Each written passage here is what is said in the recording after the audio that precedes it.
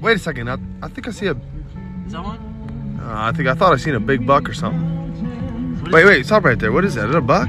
What is that? Dude, that's not a... Really weird things caught on security cameras that are absolutely eerie. This was captured in the middle of the night. This video is not altered. Look at the timestamp at the top. This person or thing is walking across the screen. I have no idea what this is, but get out of that house. So I just got out of dinner and I want to know, what the fuck is this alien bullshit? What is this? Are they watching us? Check this out from the space station looking at Earth. This is a blue elf, and then a blue jet coming up right there. This was at the International Space Station looking at Earth, and this is a tropical storm that was happening. What the hell? What is that, Mom? Mom, you see this? Holy shit! What the hell is...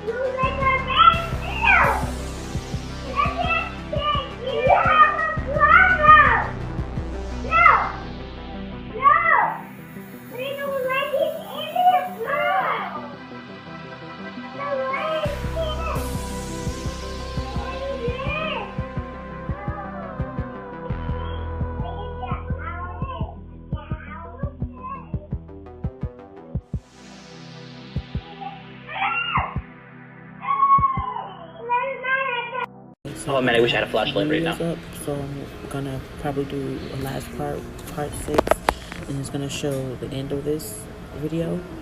So yeah, just keep watching.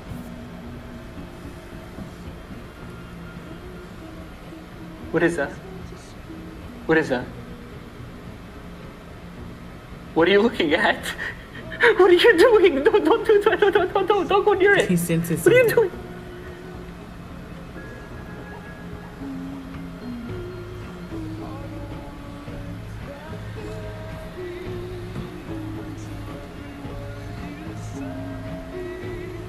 Dude, is there anything wrong with this box? Kevin? Is there anything wrong with this Dybbuk box? Well, take that box and throw that shit in the garbage. He's like, no. Okay, I want to show you guys right now. He literally is... Did you hear about the tragic accident that happened on the Pirates of the Caribbean ride? Because of this accident, there's apparently a real ghost that lives inside this ride. The ghost is said to be a construction worker named George. But during the construction of this ride, George was unfortunately crushed by a large piece of the set that killed him instantly. So now it's said that his spirit lingers there, and staff members have to say good morning to him when they arrive to work and farewell when they leave. If they don't, he'll make life tough for them by causing the Pirates of the Caribbean ride to malfunction and break down throughout the day. It's said that he especially likes to haunt any females that go on this ride. There's been complaints of their hair being pulled or being poked on the back, but the saddest thing is that shortly after the theme park opened, a sad-looking older woman would periodically visit the attraction and ask to ride alone. Cast members then reported seeing her speak to nobody and sobbing into her ride boat. And then apparently it was revealed to be George's heartbroken mother, which is horrible. I have another UFO/alien story for you. Being a lifelong Alaskan, I have seen more UFOs than I can count. UFOs and alien encounter stories are really common up here. But this story of mine is one that really still scares me. And there's not many things that scare me. When I was younger and still living at home, me and my brothers were playing in my bedroom after our parents went to sleep.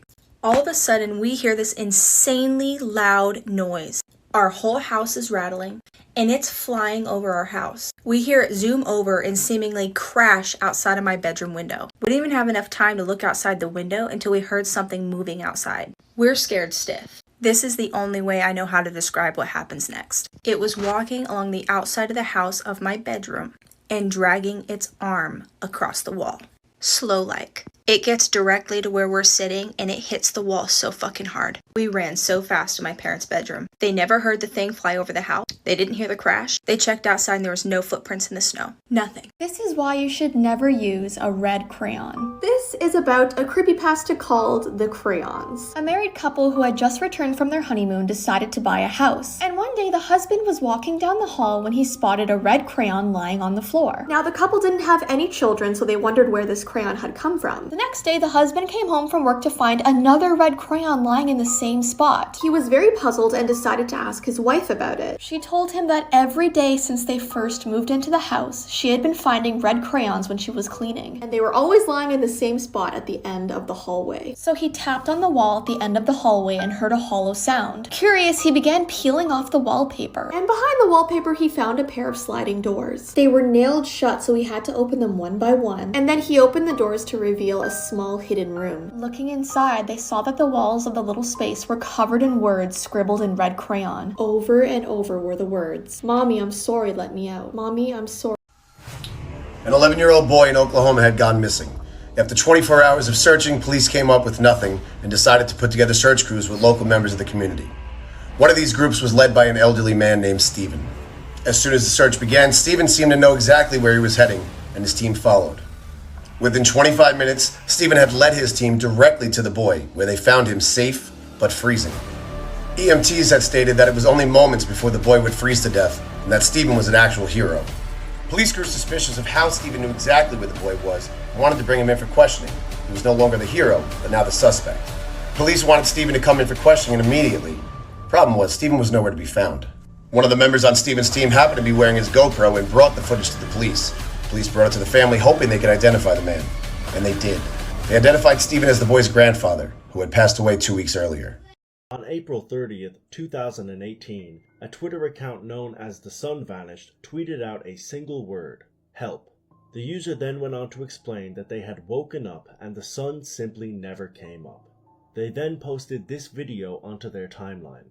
Panic is taking hold on the nation in response to the sudden disappearance of the sun, with violent riots taking place in just about every major city. Meanwhile, experts are claiming this phenomenon to be an event. Followers quickly understood what was going on and realized that this was an ARG that centered around an apocalyptic world where the sun had disappeared, and the account told a creepy but fascinating story that featured eerie photographs, videos, and text messages that made for a creepy tale. The user also finds notes from other survivors that warn off an ominous red light that has a strange effect on humans, and the account gives almost daily updates on this new disturbing planet. Yo, what's up? These are scary facts about our world that you probably didn't want to know, part 30. If a piranha ever latches onto you and starts to devour you, it will actually let out screams of its own while you are screaming as well in pain and agony, and it will eat your face first. Charles Darwin, who is a very widely known naturalist and biologist, ate almost every single animal that he discovered. What? There used to be a bird that was just about as big as the one above me, known as the magnificent Argentine, and it used to live in the Andes Mountains and had a wingspan of over 21 feet. That's a lot of basketball players. Two Italian designers came up with the idea for an organic casket where it would turn dead bodies into dead trees. It's kind of creepy. Over 2,000 students were given new computers at a high school in Pennsylvania, and when they took it home, they were actually being watched by remote-activated webcams.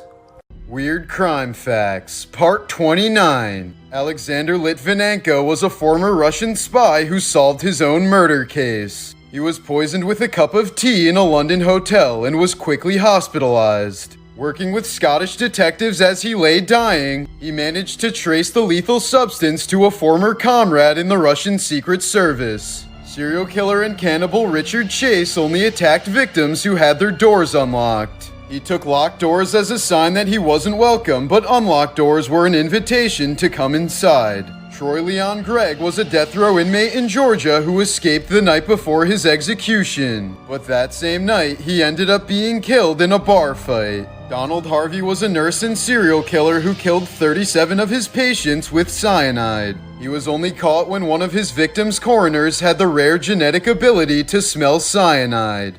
Here are some of the most evil children in human history, Part 1. A teenager by the name of Zachary Davis was convicted of murdering his mother with a sledgehammer. So basically, Zachary's mother was sleeping and Zachary went to go grab a sledgehammer from his garage. Zachary then went into his mother's room and then proceeded to beat her to death. Zachary hit his mother with the sledgehammer 20 times, which caused her to die. Zachary then set his mother's room on fire and quickly left the house. Zachary then went to court and is currently serving a 51-year prison sentence. Like for more. Here are some of the most evil children in human history, Part 2. Here we have Armajit Sada. Armajit was known for killing his 6-month-old sister with a rock. He then killed his 9-month-old cousin with a brick.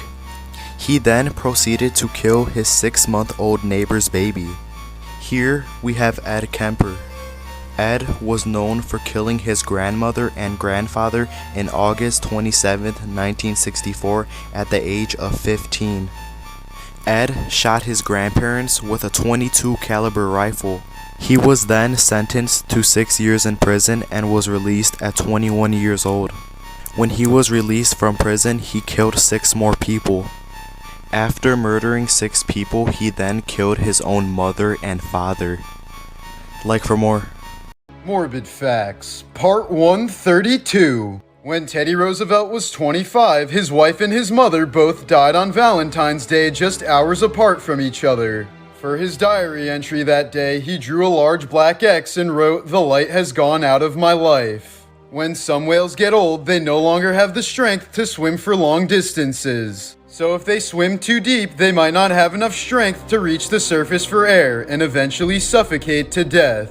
Throughout your life, you're more likely to meet a future murderer than you are to have a lasting marriage. In 2010, a homeless man named Hugo saved a woman from a knife attack in New York City. He was stabbed while trying to help, but still chased the attacker before collapsing from his wounds. Security cams captured more than 20 people walking past and staring at him, but no one offered to help. He was found dead on the sidewalk more than an hour later. There is no going back after watching this. What if I told you that you are not a human being but an ancient being called a spiritum? Spiritums are beings that have come from the 4th dimension into the 3rd dimension, and by doing this you have trapped yourself in a human body. You're a very powerful being, capable of incredible real-life magic. There are few people on Earth who have discovered this truth and live every day being able to use their magic powers. Once you have unlocked your abilities, you can control the world around you and can even make anyone you want fall in love with you. Wanna unlock your abilities? Then heart this video and follow my account. Where Is Everybody is a fun but creepy web series that features a man who wakes up one day to find out that his entire town has vanished. Over the next year or so, from 2019 to now, he runs around trying to figure out what is going on. He checks the airport, the nearby restaurants, and even goes to some cities to try and find someone, but this is to no avail. The creator does a pretty good job of convincing us that there is nobody around, and as you scroll through this page, you begin to feel like the main character is truly alone, with the exception of some creepy moments.